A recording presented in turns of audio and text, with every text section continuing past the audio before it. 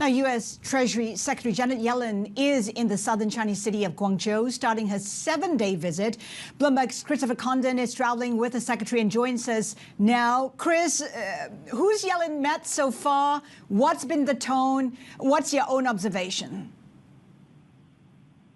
So far she held a meeting this morning here in Guangzhou with a group of American and other Western or I should say non-Chinese business leaders whose companies are active in China. There were executives from companies in Europe, from Japan, and from the U.S. And then she went from that meeting and is right now in a meeting with Wang Weizhong, the governor of the Condon province, which of course is a huge commercial center in southern China.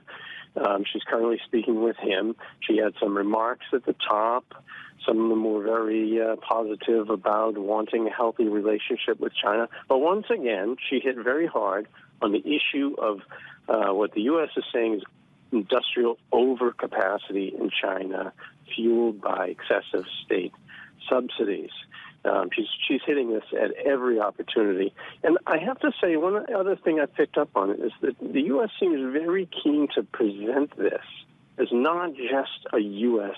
complaint, but that other countries around the world are also concerned about how overcapacity in China, especially as China's domestic economy has slowed, will begin to distort global markets. So I think that's why you had executives from Japan and Europe in on the first meeting this morning.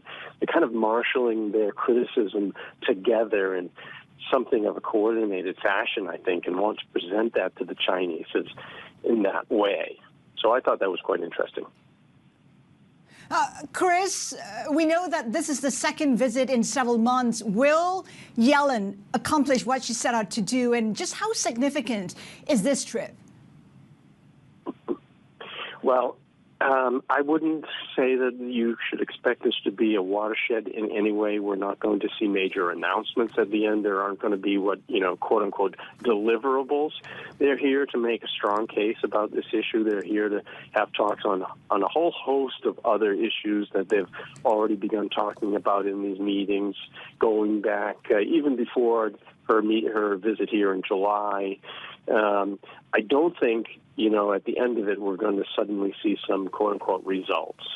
We're going to have to wait. I think she's not yet to the point where the U.S. is threatening, new trade barriers over this issue of overcapacity. It's not quite coming to a head yet. So it's going to take a little while, and then we'll have to see where it goes from there.